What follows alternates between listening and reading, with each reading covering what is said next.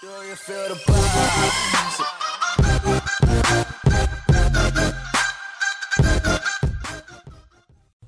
What's up, YouTube? It's Carolina Calvin coming back to you with another video, and welcome to my NFL 2018 Carolina Panthers draft recap. Now, by the time this video gets uploaded, rounds 4 through 7 happened yesterday, which will be Saturday. Of course, I'm gonna go through all the picks. I've looked up game footage. It's kind of why it took me a little bit longer to come out with this video, because I wanted to look up game footage for some of these guys. Not a lot for guys in the later rounds, because a lot of times you can find like a bunch of film, singling out that one player. It's kind of hard to find unless you find full games. Most of it is probably highlights and stuff like that.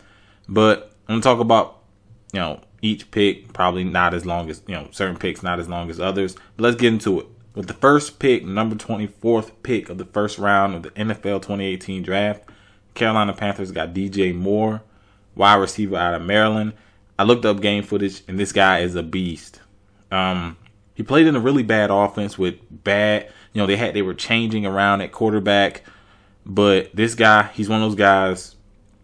Even Steve Smith, who's on NFL Network, had high praise of him, pretty much saying he reminded him of himself.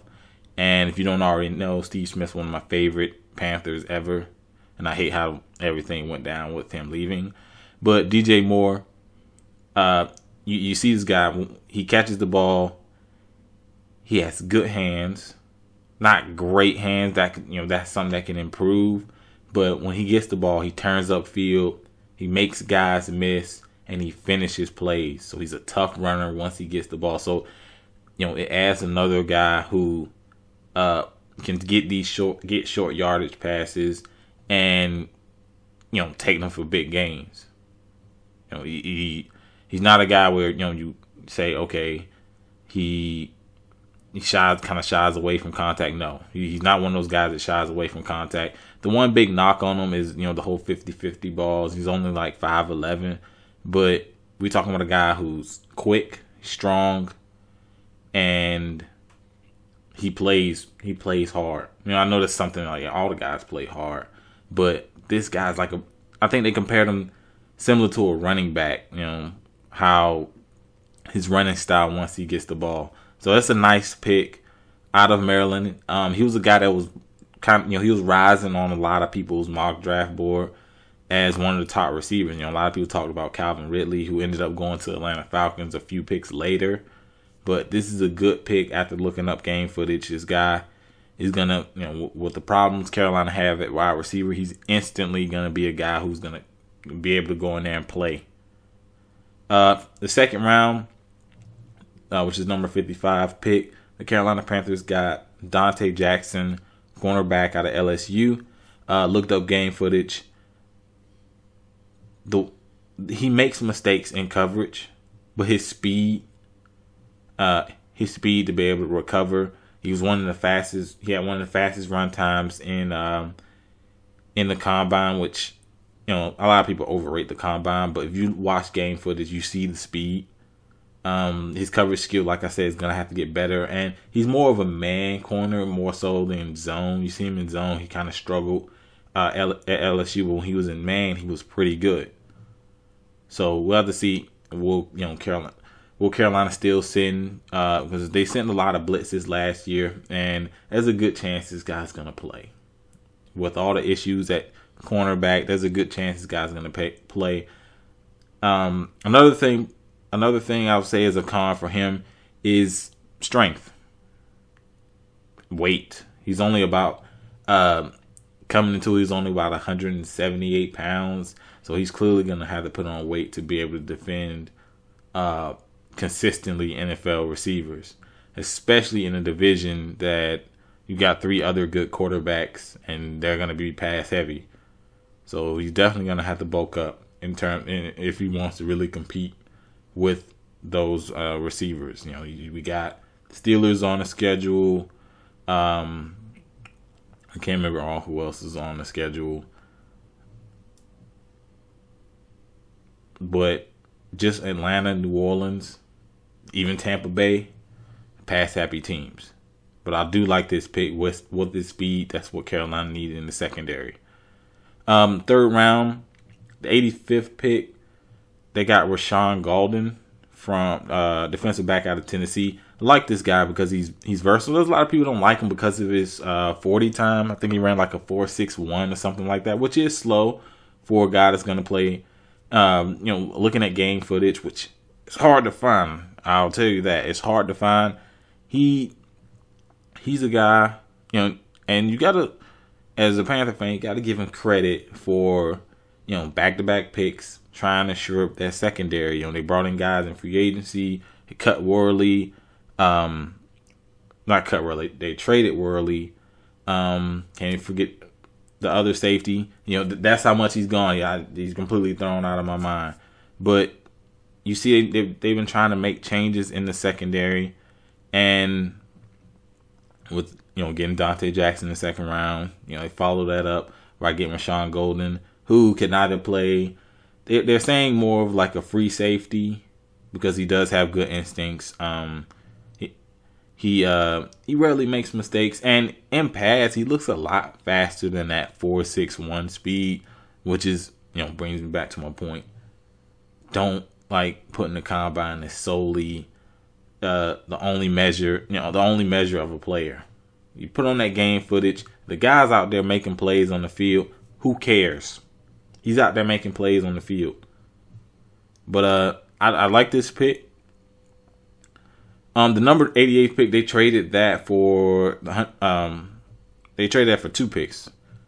Pick 101 and pick 147 to the Green Bay Packers.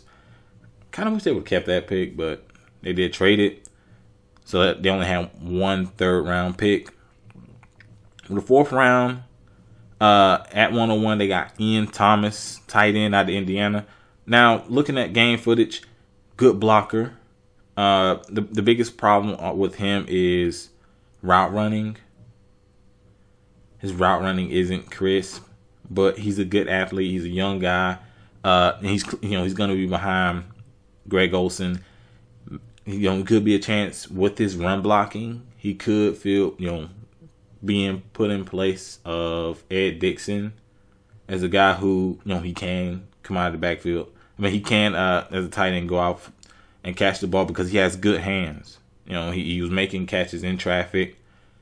I saw him make a one-handed catch, so the guy can play. It's just his route running has to get better, but he's a good athlete, good blocker, and that alone, being a good blocker on the Carolina Panthers, a team that wants to run the ball heavy, is automatically going to get him playing time, I feel as though. If he makes the team, of course. Next with the 136th pick, this is still the fourth round, of course. They got Marquise Haynes, defensive end, Ole Miss. And obviously it's a rotational thing just because, on that defensive line, Carolina likes to rotate a lot of guys throughout the game, have fresh guys out there. So I feel as though that's a big reason why this pick. And with the biggest con with him being weight, he's only like 235, playing that defensive end in probably and in a 4-3 defense, that's clearly undersized for a defensive end. Maybe he could be that outside linebacker in the 34 defense, but he's going to be a guy who, if he does make the team, he's going to be a guy who is going to be putting obvious passing downs where the percentages are leaning towards the other team passing the ball. So it's going to be a rotation thing. The 147th pick that's what they traded for the 136th pick. In the fifth round, with the 161st pick, they got Jermaine Carter, linebacker out of Maryland. So they got two Maryland guys. DJ Moore in the first round. They get Jermaine Carter in the fifth round. With Jermaine Carter, another guy footage is kind of hard to find. He's the guy who he makes plays, but the biggest thing for him, he's undersized at linebacker, and he doesn't have the speed to play safety. That's what I saw. But as a lot, in college he was in there. He was in there making plays, but he's only, I believe, 6 foot. So that's probably the biggest negative on him. Was he wasn't big enough to play linebacker in the NFL. But they saw something in him, so they drafted him. And in the 5th round, you're pretty much getting guys who are gonna probably second, third string, maybe practice squad guys. So once you get this low in the draft, that's pretty much what you're drafting for. Especially when you get later, projects, guys who show they have the potential from an athletic ability. You see it every now and then, but it's just not consistent. It's a big reason why they probably fell in the draft. With a guy like Ian Thomas, for what I've seen, he's one of those guys, he's a raw prospect. That's what he is. He's a young guy. He could grow into being a really good tight end. The 6th round, matter of fact, that pick was traded. That was 197th pick. That pick was traded to the Rams. 7th round, go through this real quick. Andre Smith, he has the size, but lacks the speed. He's going to be a guy who's going to be a really good run stuffer.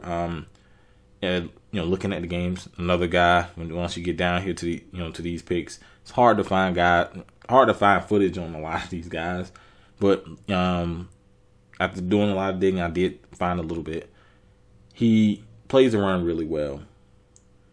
That's the most I can say. He struggles in coverage, which in today's NFL, that's a no-no. So, like I said, 7th round, probably won't make the team.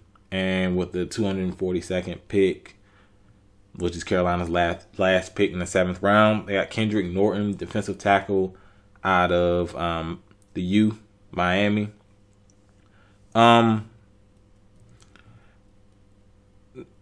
I could barely find anything on this guy, so I'll be honest, I really don't know. But as a 7th round guy,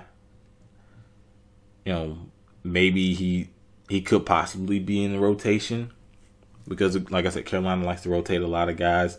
But there's a good chance we probably won't see him hit the field unless he's one of those kind of, the guys that just come out of nowhere, play good football, play good enough to be able to get into the rotation. But other than that, I don't think you really see see him in the game really very much. Now, I'm going to talk about the problems I saw. Well, the problem I think it was a good draft for the Panthers.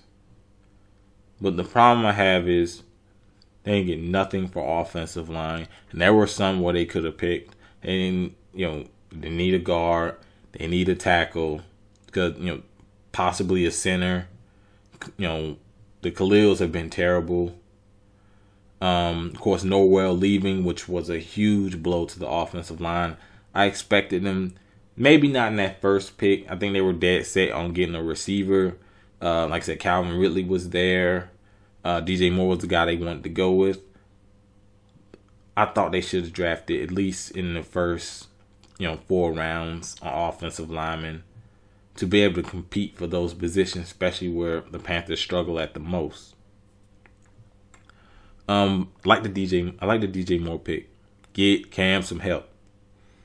I like that they were, they used their, after the DJ Moore pick, they used their next 2 picks on getting more talent in the secondary. Getting more talent in the secondary because that's where the Panthers were awful. The secondary was awful last year. You watch the games, Worley, Bradbury, Kurt Coleman is the guy I was thinking about earlier. He was terrible. Mike Adams, they had to get someone in there to replace him. Now, they did a little bit in free agency, but I felt as though they need to go into the draft, get some young guys. I talked about Corn Elder, a guy they drafted last year who ended up getting hurt last year, didn't get a chance. So a lot of young guys, a lot of new faces they're gonna see in the secondary, and I'm actually surprised. They were willing to address a major need. They didn't get their running back either, so I don't know. They really trust Cameron Artis-Payne to be the runner. I don't think he can be that runner. So I was surprised they didn't try to get a runner at some point in the draft. Especially when there were guys still there in the third round. There were guys still there in the third round. They didn't get one at all in none of the rounds. But let me know what you think down in the comment section. Panther fans, what did you think about this draft? What did you think about some of the things I felt as though they missed out on? If you like this video, hit that thumbs up button and subscribe. Thanks for watching.